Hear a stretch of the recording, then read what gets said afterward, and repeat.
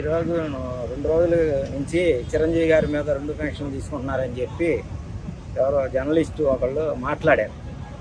దాని గురించి నేను ఒకటే అడుగుతా ఉన్నా. అంబేద్కర్ రాజ్యాంగాన్ని లోబడి ఎన్నో సేవా కార్యక్రమాలు చేస్తున్న చిరంజీవి గారు అలా తీసుకోవడంలో తప్పేంటని అడుగుతాను.